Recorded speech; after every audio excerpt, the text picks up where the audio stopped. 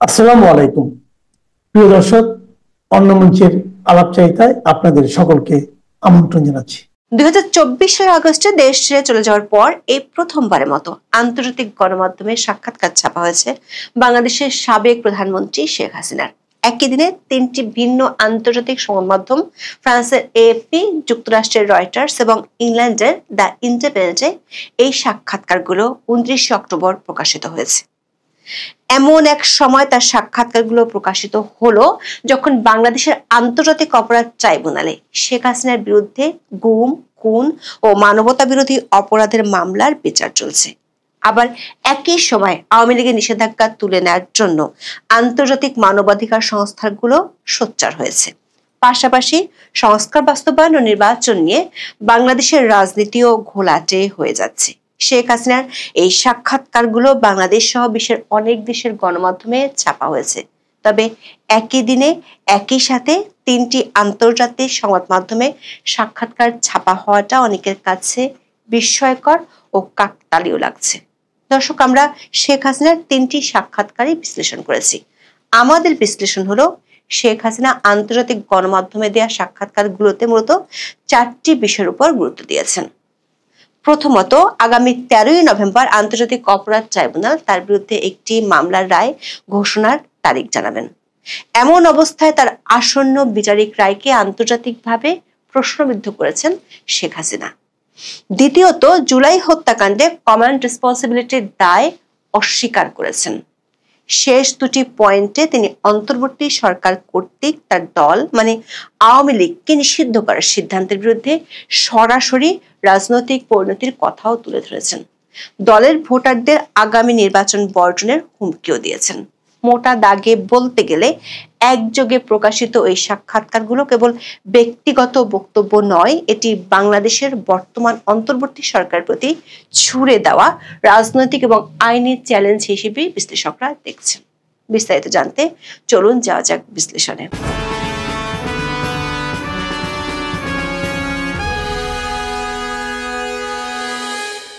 BBC বাংলার খবরে বলা হয়েছে, বাংলাদেশের সাবেক প্রধানমন্ত্রী শেখ হাসিনা অসুস্থ, এমনকি মারা গেছেন। এ ধরনের কিছু তথ্য সামাজিক মাধ্যমে ছড়িয়ে পড়ে মঙ্গলবার রাত থেকে। অনেককে ফটোকার্ড শেয়ার করতে দেখা যায়। তবে আওয়ামী লীগের পক্ষ থেকে এ জাতীয় তথ্য অসত্য ও পরিকল্পিত গুজব বলে বর্ণনা করা হয়েছে। বরং যখন এসব গুজব ছড়িয়েছে তখন শেখ হাসিনা দলীয় নেতাকর্মীদের উদ্দেশ্যে বক্তব্য দিয়েছেন বলে নেতারা দাবি করেছেন। তার কয়েক ঘন্টার মধ্যে তিনটি আন্তর্জাতিক সংবাদ মাধ্যমে একযোগে প্রকাশিত হলো শেখ হাসিনার সাক্ষাৎকার। ব্রিটিশ দৈনিক দ্য ইন্ডিপেন্ডেন্টে প্রকাশিত সাক্ষাৎকারটির শিরোনাম হলো Defiant ousted Bangladesh leader Hasina refuses to apologize for protester deaths. সংবাদ সংস্থা রয়টার্স শিরোনাম করেছে, Bangladesh Sheikh Hasina warns of mass voter boycott as her party barred from election. আর ফ্রান্সের সংবাদ সংস্থা এএফপি শিরোনাম হলো fugitive ex-PM says Bangladesh vote risks deepening divide. দর্শক, শেখ হাসিনার বিরুদ্ধে বাংলাদেশের আন্তর্জাতিক অপরাধ ট্রাইব্যুনালে মানবতা বিরোধী ও গুম খুনের মামলার বিচার চলছে। এর মধ্যে আদালত একটি মামলার রায় ঘোষণার তারিখ জানাবেন আগামী 13ই নভেম্বর। তিনটি সংবাদ মাধ্যমে আন্তর্জাতিক অপরাধ ট্রাইব্যুনালের বিচার এবং অভিযোগ অস্বীকার করেছেন শেখ হাসিনা। এই প্রসঙ্গে তিনি তিনটি ভিন্ন ভিন্ন প্ল্যাটফর্মকে মূলত একই ধরনের কথা বলেছেন। এএফপি রিপোর্টের ফোকাস ছিল আইনি প্রক্রিয়ার বৈধতা চ্যালেঞ্জ করা। শেখ হাসিনা এএফপিকে দেওয়া সাক্ষাৎকারে তার বিরুদ্ধে চলমান মানবতা বিরোধী অপরাধের বিচারের নিন্দা জানিয়েছেন।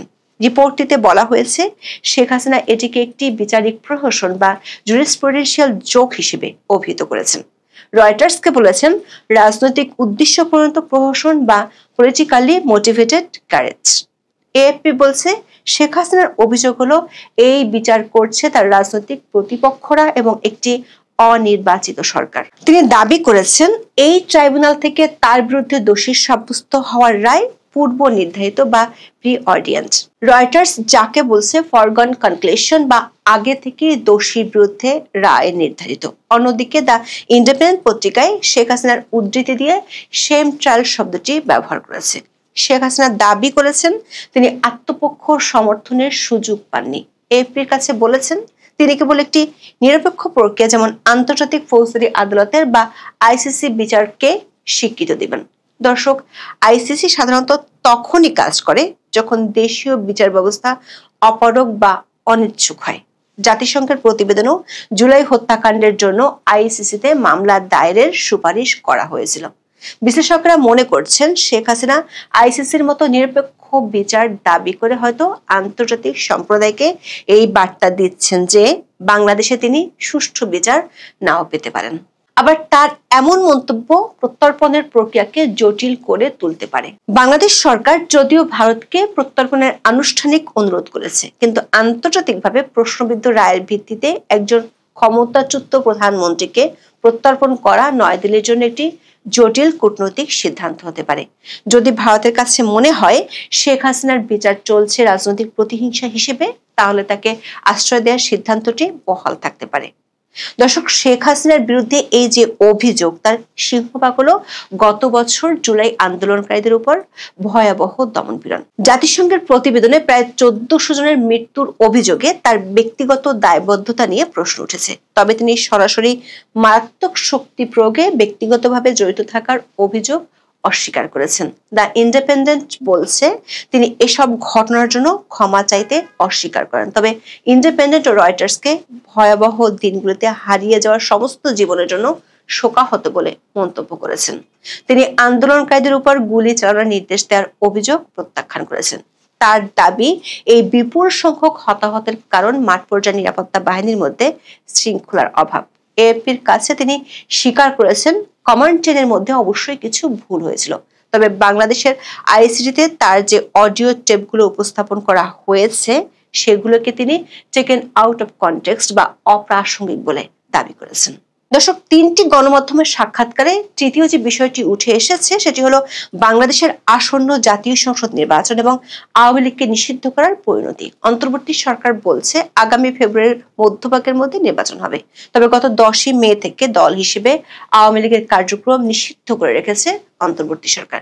নির্বাচন কমিশন দলটির নিবন্ধন স্থগিত করে রেখেছে। রয়টার্স এবং এএফপি রিপোর্টের ফোকাস ছিল আওয়ামী লীগের নিষেধাজ্ঞা এবং আগামী নির্বাচনে দলটির অংশগ্রহণ নিয়ে। এ প্রসঙ্গে শেখ হাসিনা দ্য ইন্ডিপেন্ডেন্ট পত্রিকাকে বলেছেন, কেবল মুক্ত, সুষ্ঠু ও অন্তর্ভুক্তিমূলক নির্বাচনই দেশকে নিরাময় করতে পারে। তিনি অভিযোগ করেন তার দলকে অনির্বাচিত অন্তর্বর্তী সরকার অন্যায়ভাবে নির্বাচন থেকে বঞ্চিত করছে। এএফপিকে দেওয়া সাক্ষাৎকারে তিনি সতর্ক করে বলেছেন, আওয়ামী লীগ ছাড়া নির্বাচন হলে তা দেশে বিভাজনের বীজ বপন করবে। তিনি বলেন, আওয়ামী লীগ সহ সকল প্রধান দলের সরাসরি অংশগ্রহণ ছাড়া নির্বাচন বিশ্বাসযোগ্য হতে পারে না। রয়টার্স বলছে, শেখ হাসিনা সতর্ক করে বলেছেন আওয়ামী লীগের লক্ষ লক্ষ সমর্থক পরের বছরের জাতীয় নির্বাচন বয়কট করবে। তিনি বলেন, যদি একটি রাজনৈতিক ব্যবস্থা কার্যকর করতে চান তবে আপনি লক্ষ লক্ষ মানুষকে ভোটাধিকার থেকে বঞ্চিত করতে পারবেন না। তবে এএফপি সাক্ষাৎকারটিতে এমন হুমকি সম্পর্কে কিছু পাওয়া যায়নি। রয়টার্স ও এএফপিতে আওয়ামী লীগের ফিরে আসার কথাও বলেছেন। এএফপির কাছে তিনি দাবি করেছেন অধ্যাপক ইউনূসকে অবশ্যই আওয়ামী লীগকে পুনর্বহাল করতে হবে যাতে বাংলাদেশিরা তাদের পছন্দসই নেতৃত্ব বেছে নিতে পারে। দর্শক, রয়টার্সকে দেওয়া সাক্ষাৎকারে ব্যাপক ভোটার বয়কটের হুমকি এবং এএফপিতে দেওয়া সাক্ষাৎকারে বিভাজনের বীজ বপনের সতর্কতা, এই মন্তব্যগুলো অন্তর্বর্তী সরকারের জন্য একটি বড় চ্যালেঞ্জ তৈরি করতে পারে সামনের দিনগুলোতে। যদি আওয়ামী লীগ সমর্থকরা সত্যি সত্যি ভোটদান থেকে বিরত থাকে তবে ফেব্রুয়ারি 2026-এর নির্বাচনে ভোটার উপস্থিতি অত্যন্ত কম হতে পারে, যা নির্বাচিত সরকারের বৈধতাকে মারাত্মকভাবে দুর্বল করতে পারে। 3টি সাক্ষাৎকারের সবশেষ পয়েন্টটি হলো ভবিষ্যৎ পরিকল্পনা, উত্তরাধিকার এবং দেশে প্রত্যাবর্তন প্রসঙ্গে। দলের ভবিষ্যৎ নেতৃত্ব সম্পর্কে তিনি 3টি সংবাদ মাধ্যমকে সরাসরি কিছুই বলেনি। রয়টার্স লিখেছে, শেখ হাসিনা বলেছেন আওয়ামী লীগ ভবিষ্যতে সরকারে বা বিরোধী দলে ভূমিকা রাখবে, তবে তিনি বা তার পরিবারকে নেতৃত্ব দিতে হবে এমন কোনো কথা নেই। দলের ভবিষ্যৎ নেতৃত্ব সম্পর্কে তিনি কিছুটা কৌশলী উত্তর দেন। বলেন, একক ব্যক্তি বা পরিবার আমাদের দেশের ভবিষ্যৎ নির্ধারণ করে না। তিনি কবে নাগাদ বাংলাদেশে ফিরতে পারেন এমন তথ্য দ্য ইন্ডিপেন্ডেন্ট ও এএফপিতে পাওয়া যায়নি। তবে রয়টার্সের কাছে বলেছেন, যদি তার দল নির্বাচনে অংশ নিতে না পারে তবে সেই সরকারের অধীনে তিনি দেশে ফিরবেন না। তিনি কেবল তখনই ফিরবেন যখন সেখানকার সরকার বৈধ হবে, সংবিধান বহাল থাকবে এবং আইন শৃঙ্খলা সত্যি বিরাজ করবে। দর্শক, গত বছরের 5ই আগস্ট শেখ হাসিনা দেশ ছেড়ে ভারতে চলে যান। তারপর থেকে তার কোনো সাক্ষাৎকার কোনো গণমাধ্যমে প্রকাশিত হয়নি, যদিও তার অডিও ভাষণ অনলাইনে দলীয় নেতাকর্মীর উদ্দেশ্যে দিয়ে থাকেন। দর্শক, সম্প্রতি 6টি মানবাধিকার সংগঠন একযোগে আওয়ামী লীগের নিষেধাজ্ঞা তুলে নেওয়ার ব্যাপারে খোলা চিঠি দিয়েছে। আওয়ামী লীগের হয়ে আইনি সংগঠন ডার্টি স্টেট আইসিসিতে অধ্যাপক ইউনূসের সরকারের বিরুদ্ধে অভিযোগ দিয়েছে। আবার সরকারের ঘোষণা অনুযায়ী নির্বাচন আশি করছে। সরকার চাইছে একটি উৎসবমুখ নির্বাচন, কিন্তু তার আগে জুলাই সনদ বাস্তবায়ন পদ্ধতি নিয়ে এক পক্ষ আর এক পক্ষের বিরুদ্ধে প্রতারণার অভিযোগ তুলেছে। দেশের আইন শৃঙ্খলা পরিস্থিতি লক্কর ঝক্কর গাড়ির মতো। এমন পরিস্থিতিতে বিশ্লেষকরা মনে করেন শেখ হাসিনার এই সাক্ষাৎকার কতটা কি বার্তা দেয় সেটি সামনের দিনগুলোতে পরিষ্কার হয়ে যাবে। প্রথমবারের মতো শেখ হাসিনা আন্তর্জাতিক গণমাধ্যমে কি বলছেন, তিনি নেতৃত্বে থাকছেন নাকি থাকছেন না, এই প্রসঙ্গটা নিয়ে আপনাদের সামনে এই মুহূর্তে কথা বলবো। আপনারা জানেন যে গত 15 মাস যাবৎ আওয়ামী লীগ ক্ষমতার বাইরে এবং আওয়ামী লীগ প্রধান শেখ হাসিনা ভারতে আশ্রয় নিয়েছেন এবং এই 15 মাস যাবৎ তিনি সোশ্যাল মিডিয়ায় কথা বলেছেন। তাদের আওয়ামী লীগের নিজস্ব ফেসবুক পেজ, ইউটিউব চ্যানেল কিংবা বিভিন্ন জনের সঙ্গে, তার নেতা কর্মীর সঙ্গে ফোন আলাপ করেছেন। সেসব ফোন আলাপ সোশ্যাল মিডিয়ায় ছড়ে পড়েছে, এমনটা আমরা দেখেছি বা শুনেছি। কিন্তু আজকে প্রায় 15 মাস হবার পরে তিনি আন্তর্জাতিক কমপক্ষে 3টি গণমাধ্যমে সাক্ষাৎকার দিয়েছেন এবং আজকে সেগুলো প্রকাশিত হয়েছে। এই সাক্ষাৎকারগুলো মূলত ইমেলে এই গণমাধ্যমগুলো তাকে প্রশ্ন পাঠিয়েছে, তিনি প্রশ্ন উত্তর দিয়েছেন। তিনি ফরাসি সংবাদ সংস্থা এপি, যুক্তরাষ্ট্র ভিত্তিক রয়টার্স এবং ব্রিটিশ সংবাদ মাধ্যম ইন্ডিপেন্ডেন্টকে যে সাক্ষাৎকার দিয়েছেন, সেই সাক্ষাৎকার আজকে একযোগে সবগুলো গণমাধ্যমে প্রকাশিত হয়েছে। আমি বলবো শেখ হাসিনা আন্তর্জাতিক যাত্রা বা আন্তর্জাতিক গণমাধ্যমে কথা বলা শুরু করলেন। এখন থেকে হয়তো আরো বেশি করে করবেন। এখানে অনেক কথা বলেছেন তিনি, দেশে ফেরা প্রসঙ্গে বলেছেন, নির্বাচন প্রসঙ্গে বলেছেন, তার দলের নেতাকর্মীদের নির্বাচনে অংশগ্রহণ করা কিংবা আওয়ামী লীগের নির্বাচন অংশগ্রহণ করবে কিনা, আওয়ামী লীগের ভোটাররা কাকে ভোট দেবে ইত্যাদি নানান কথা বলেছেন। কিন্তু একটি কথা আমার দৃষ্টি আকর্ষণ করেছে যে রয়টার্সের সাক্ষাৎকারে এক জায়গায় তিনি বলেছেন তিনি বা তার পরিবারের কেউ আওয়ামী লীগের নেতৃত্বে নাও থাকতে পারেন। এই বিষয়টাকে এখন ভুলভাবে ব্যাখ্যা করা হবে, যেমনটা ব্যাখ্যা করা হয় বা যেমনটা অপপ্রচার করা হয়, প্রপাগান্ডা ছড়ানো হয় যে শেখ হাসিনা অসুস্থ। আপনারা 2 দিন ধরে দেখছেন যে শেখ হাসিনা অসুস্থ, এমন প্রচার প্রচারণা গণমাধ্যম, বিশেষ করে সামাজিক যোগাযোগ মাধ্যমে এই প্রচারণাটা আছে। ঠিক এই কথাটিকে শেখ হাসিনার এই যে রয়টার্সের সাক্ষাৎকারে যে বলছেন যে আমার পরিবারের কেউ নেতৃত্বে থাকতেও পারেন নাও থাকতে পারেন, এই কথাটাকে নিয়েও একটা গুজব, একটা প্রপাগান্ডা যে শেখ হাসিনা বলেছেন যে তিনি বা তার পরিবার নেতৃত্বে থাকবে না, অর্থাৎ আওয়ামী লীগ দুর্বল হয়ে গেল। দুর্বল হয়ে গেল মানে আওয়ামী লীগ যারা করো তোমরা বাদ দাও, বাদ দিয়ে অন্য পথ অবলম্বন করো, তারই অংশ হিসেবে এই প্রচারণা। সাবেক প্রধানমন্ত্রী শেখ হাসিনা রয়টার্সের সাক্ষাৎকারে যে কথাটা বলেছেন তিনি বা তার পরিবারের কেউ আর আওয়ামী লীগের নেতৃত্বে নাও থাকতে পারেন। তিনি কেন বলেছেন এ কথাটা? তিনি বলছেন যে এটা আমি বা আমার পরিবারের ব্যাপার নয়। বাংলাদেশ যে ভবিষ্যৎ চায় তা অর্জন করতে হলে সাংবিধানিক শাসন ও রাজনৈতিক স্থিতিশীলতা ফিরিয়ে আনতেই হবে। কোন একক ব্যক্তি বা পরিবার দেশের ভবিষ্যৎ নির্ধারণ করতে পারে না। আপনি খুব খেয়াল করে দেখুন কেন এই কথাটা বললেন। আজকে বাংলাদেশের স্বাধীনতা, সার্বভৌমত্ব বিপন্ন হতে বসেছে। বাংলাদেশকে মুক্তিযুদ্ধের মাধ্যমে যে অর্জিত বাংলাদেশ, এই বাংলাদেশটাকে ফিরে অন্যদিকে ঘুরিয়ে দেওয়ার একটা প্রচেষ্টা চলছে। এই প্রচেষ্টাকে একটি পরিবার বা একজন নেতা বা একজন নেত্রী এই পরিবেশটাকে কি ফিরিয়ে দিতে পারে? তিনি এই অর্থে এই কথাটা বলেছেন যে এটি কোনো একক পরিবার বা একক নেতার কাজ নয়, এটা সারা বাংলাদেশের কাজ, আপামর বাংলাদেশের কাজ। অথচ এইটাকে একটা ভুল ব্যাখ্যা দিয়ে যে শেখ হাসিনা কিংবা তার পরিবার কেউ নেতৃত্বে থাকবেন না।